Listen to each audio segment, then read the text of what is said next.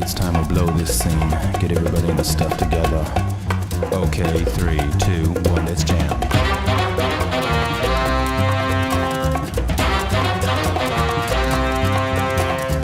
Bonjour à tous et bienvenue dans cette nouvelle émission de Fenêtre sur Diorama. Comme il est de coutume, je vous présente à tous mes meilleurs vœux pour cette nouvelle année. D'abord la santé, amour, gloire et beauté, bref, tout ce que vous désirez pour vous et vos proches pour 2018. Pour cette émission, comme d'habitude, on débutera avec le diorameur du mois, on enchaînera avec les conventions, quoique, puis on terminera ensuite avec les 3 dernières rubriques, à savoir le diorama du mois, l'astuce du mois et l'initiative. Bref, trêve de blabla, installez-vous, c'est parti! Le diorameur du mois nous emmène ce mois-ci du côté de la Belgique où nous allons suivre un supporter d'Anderlecht. Désolé si je prononce mal. Cet ancien membre du forum de MADS a fait partie de l'association Les Amis de MADS très rapidement. Il a dû faire partie de la première Japan Expo si je me souviens bien, qui a été la première convention de l'assaut. Il a récemment intégré le Krusty Crew. Donc comme vous l'aurez compris, il s'agit de Shagma. Shagma est un décorateur qui aborde énormément de licences, les plus connues comme Senseiya forcément, Dragon Ball Z, mais il a aussi tendance à aborder des licences de façon soit différente. Par exemple sur Dragon Ball Z, c'est quelqu'un qui a été un des premiers, voire le premier je crois, sur un décor cyborg à aborder la ville. Si vous pensez Dragon Ball Z, vous aurez tendance à penser Tenkaichi Budokai, à penser Ring de Sel, voire Namek, etc. Lui a clairement eu cette idée de représenter un autre lieu, qui d'ailleurs maintenant est repris de plus en plus, donc on le voit. Donc il a vraiment ce côté originalité qu'il caractérise, mais également dans les licences. Il a notamment fait Harry Potter, où lors d'une convention des acteurs des films, celui qui fait Neville Londubat lui a dédicacé son décor. C'est quelqu'un qui a fait du Indiana Jones, et ça c'est quand même pas fréquent. Il a fait du Gundam, il a fait du Berserk, il a fait, que pourrais-je dire, bon, du Dragon Ball. Dragon Ball c'est pas si fréquent que ça non plus. Beaucoup de Dragon Ball Z, voire un petit peu de GT ou du Super, mais à l'heure actuelle, Dragon Ball, il n'y en a pas tellement. Et ben lui, il l'a fait, avec d'ailleurs un de mes décors préférés dans sa réalisation, qui est celui de la Tour Karine. Je trouve ce décor juste magnifique. Et si j'avais envie de vous parler de Shagma, outre le fait qu'il soit original, en tout cas dans ses créations, mais peut-être dans la vie aussi, remarquez d'ailleurs. Quoique c'est un Belge, il boit de la bière, donc je ne sais pas si c'est très original chez un Belge, mais en tout cas c'est très sympathique parce qu'ils boivent de la bonne bière. Bref, passons ces petites digressions. Au niveau du diorama, il a un travail vraiment intéressant parce qu'il gère vraiment parfaitement l'intégralité de la chaîne, c'est-à-dire au niveau sculpture. Au niveau sculpture et surtout scénographie. Au niveau de sa mise en espace, il y a vraiment une originalité. Quand on regarde son travail sur Gundam, on voit que le diorama met en valeur la figurine. Les ruines positionnées de cette manière ont vraiment tendance à attirer le regard vers la figurine, à mettre tout ça, à créer une ambiance et finalement à créer un vrai sentiment par rapport à la personne qui regarde le diorama. Donc déjà, il y a cette partie scénographique qu'il maîtrise parfaitement. Au niveau sculpture, il utilise différents matériaux. Quand on pense à son diorama Namek, on voit qu'il utilise de la pâte autodurcissante, il utilise également plein de rendus, etc. Donc c'est vraiment quelqu'un qui maîtrise cette partie-là. Au niveau peinture, il travaille énormément sur les fonds et ces fonds sont souvent très colorés avec des contrastes. Il rehausse énormément le décor, ce qui apporte une ambiance, qui recrée réellement une ambiance et crée donc de l'émotion. C'est vraiment un des points forts de Shagma au niveau de son travail. Il a cette capacité à générer une ambiance. Moi, j'apprécie beaucoup ça. Bref, c'est quelqu'un qui vraiment maîtrise l'intégralité de la chaîne, qui est présent énormément en convention et surtout, il présente généralement des travaux inédits. Donc ça, c'est aussi intéressant puisque ça vous permet de voir son travail. Comme je vous disais, il est assez original, donc ça vous permet de voir de nouveaux décors, des choses qu'on ne voit pas forcément régulièrement, que ce soit par lui ou par d'autres. Et donc vous pouvez aussi échanger avec lui en convention et ça c'est quand même vraiment sympa. Suivez Shagma, que ce soit à travers les Amis de MADS ou à travers le Krusty Crew. Il a pris comme résolution cette année de faire un petit peu plus de posts sur sa page, donc n'hésitez pas, ça peut être intéressant à voir si maintenant il va tenir cette résolution. Ami Shagma, bonjour, nous te surveillons. Et donc voilà, bref, suivez Shagma, super diorameur. Toujours intéressant de voir ce type de travail qui peut faire progresser tous ceux qui le regardent et qui, voilà, vraiment, moi, est un de mes décorateurs fétiches, donc suivez-le. Le point convention du mois va s'attarder sur la convention de Voilà, c'était le point convention du mois, puisqu'il n'y a pas eu de convention, forcément, il n'y a pas de point convention, ou alors s'il y en a eu, il n'y avait pas de Dioramer et je n'étais pas au courant. Donc désolé, il n'y en aura pas ce mois-ci.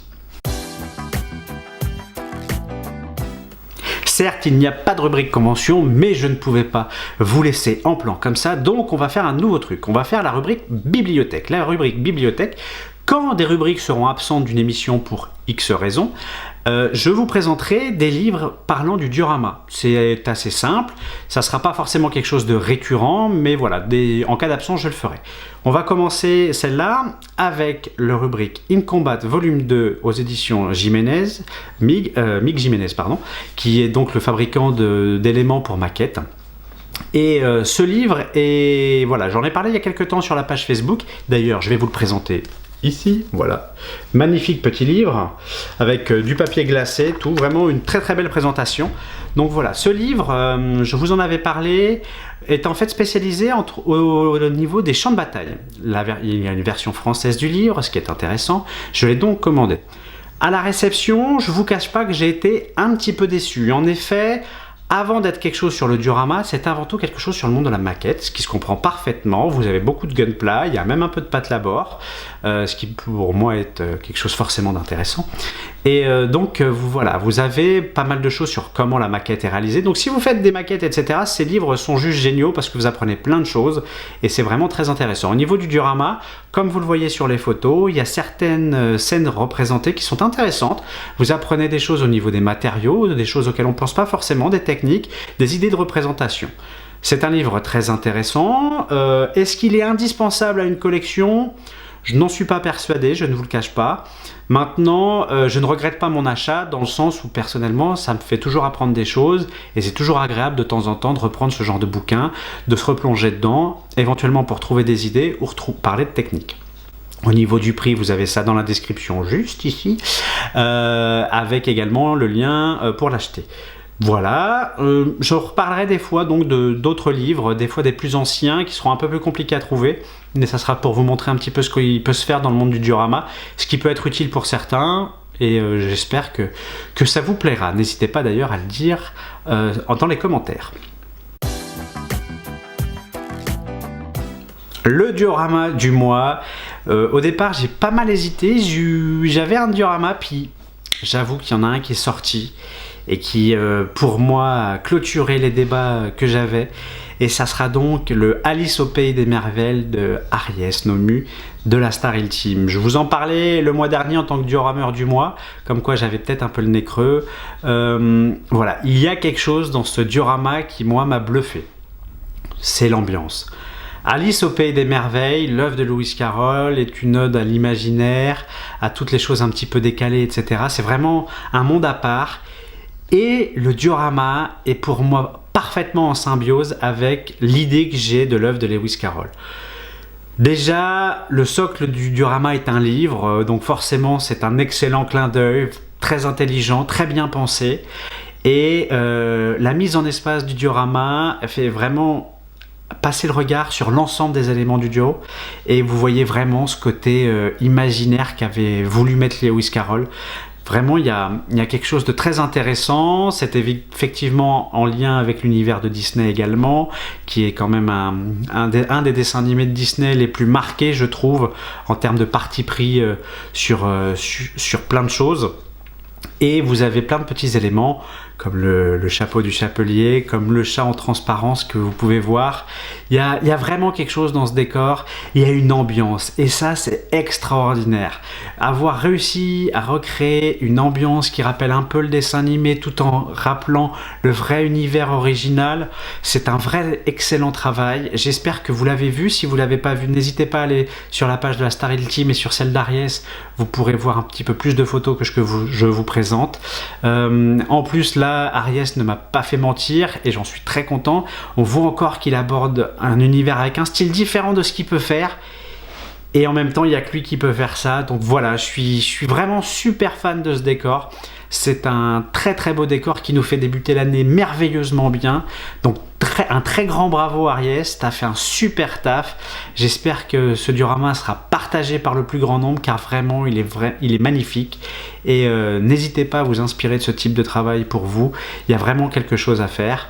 Et donc voilà, vivement le prochain.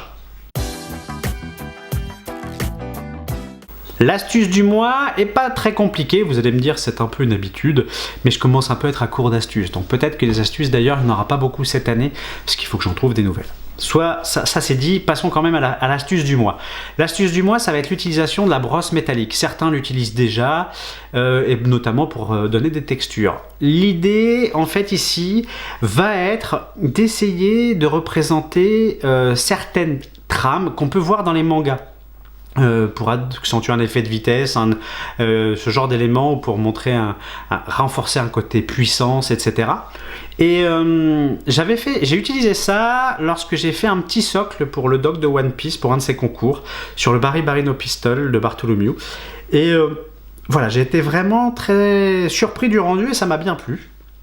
L'idée, en fait, va aussi être, avec ces effets, de vous permettre d'orienter le regard de votre interlocuteur vers la figurine, de renforcer l'ambiance, etc. Ça va rajouter de la texture et vous pouvez mélanger ça avec le cailloutage, etc. Ça marche vraiment pas mal. Vous voyez la vidéo, l'idée au départ va être de commencer à texturer votre sol, ensuite de passer cette brosse métallique et éventuellement de continuer à texturer derrière. L'idée va toujours être de le faire en fonction de l'endroit où est située votre figurine, ce qui vous permet après de vraiment accentuer le côté puissance, force de votre personnage et d'orienter le regard. N'hésitez pas à utiliser des lavis puisqu'ils vont aller dans les creux créés par la brosse métallique, voire après quelques brossages, notamment des brossages noirs ou gris. Ça peut passer très bien avec de la roche. Moi c'est ce que j'avais fait pour ce fameux socle pour le doc de One Piece et ça avait très bien rendu. Généralement on dit que le brossage doit être clair et que les lavis sombres, et bien là j'ai trouvé que certains brossages sombres pouvaient être très intéressants. Donc voilà, regardez ça, testez ça, ça peut être quelque chose d'intéressant. Utilisez-le aussi avec parcimonie, il ne faut pas y aller comme un bourrin et forcer et faire qu'on voit que des traces de brosse métallique, c'est pas forcément le plus intéressant. Mais voilà, ça peut renforcer un effet et aussi également donner un peu plus de texture quand vous le mélangez avec le cailloutage lors de la texture pierre par exemple pour un sol. L'initiative du mois va nous emmener dans le monde du diorama, ça tombe bien, c'est un peu le principe de l'émission. Mais par contre, en fait, je vais présenter un diorameur. Alors vous allez me dire, pourquoi tu le présentes pas dans le diorameur du mois? Tout simplement parce que ce que je vais vous présenter, pour moi, c'est un petit peu en décalage. Mais décalage, c'est vraiment pas du tout péjoratif, c'est pour dire que l'univers abordé est peut-être un petit peu différent de ce qu'on peut faire parfois, et pas toujours. En fait, je vais vous parler de vitrine miniature. Vitrine miniature est vraiment une page sur laquelle vous retrouvez des vitrines, donc des dioramas, avec un petit peu de maquette, sur des univers, mais vraiment presque en micro-échelle. J'ai découvert son travail avec notamment ce qu'il fait sur Batman. Il avait fait un manoir avec une Batcave en dessous, que je trouvais juste magnifique. Là, il a également fait récemment une Batmobile avec une ville, enfin une Gotham en fond. C'est juste magnifique. Et Aurel Aubert, qui est donc le réalisateur, celui qui tient la page, a un super taf. Alors certes, il en a fait également son métier par ailleurs, mais qu'est-ce qu'on apprend en regardant son travail? Et puis il a une poésie dans ce qu'il fait parfois. Quand on voit ce qu'il a été capable de faire dans une noix de coco, voire dans une noix, une coque de noix, il a fait des dioramas là-dedans. C'est poétique à souhait. Enfin, moi, je suis émerveillé par ce type de travail. Je trouve que voilà, ce sont des diorameurs qui permettent à beaucoup d'avancer en fait, parce qu'ils sont loin de certains codes, certaines conventions. On va dire qu'il a vraiment son univers, c'est marqué et on peut le suivre. Des fois, il y a du côté pop culture avec le Batman, des fois pas du tout. Là, il refait la chambre de sa fille, je crois. Donc voilà, il y a vraiment des choses différentes. Et il ne se met aucune limite sur les univers qu'il aborde. Et il est vraiment dans cet univers de la petite échelle, qui est un univers à part qui est loin d'être facile à maîtriser et il le fait parfaitement. C'est très intéressant, il est très critique également sur son travail, donc ça je pense que beaucoup, moi le premier d'ailleurs, on peut en prendre de la graine. Donc voilà, c'est une initiative qui perdure puisque c'est une vraie page Facebook qui est alimentée, etc. Mais voilà, je voulais que vous la suiviez, c'est vraiment un super boulot. Et vu que je comptais pas forcément en parler dans le diorameur du mois parce que c'est un petit peu différent de ce que je peux faire habituellement, de ce que je peux présenter, je trouvais dommage de pas en parler et cette rubrique initiative du mois est faite pour ça. Donc voilà, je voulais vraiment que vous regardiez, c'est un super diorameur avec plein de choses, donc n'hésitez pas, partagez et inspirez-vous de ce qu'il fait, vous trouverez toujours des choses, donc merci à lui. Ça y est, l'émission est terminée, une petite émission de rentrée tranquille pour ce début d'année, j'espère qu'elle vous aura plu. Au niveau de l'émission, je suis très content d'avoir pu la faire, j'étais pas certain de pouvoir la faire, donc elle est sortie, je suis ravi, j'espère qu'elle vous aura plu, dites-le en commentaire si ça vous a plu ou pas, c'est très important pour pouvoir s'améliorer. Au niveau de la prochaine, rendez-vous normalement en février, ça devrait pas poser de soucis. D'ici là, vous coupez pas les doigts, c'est très utile pour faire du diorama. Salut!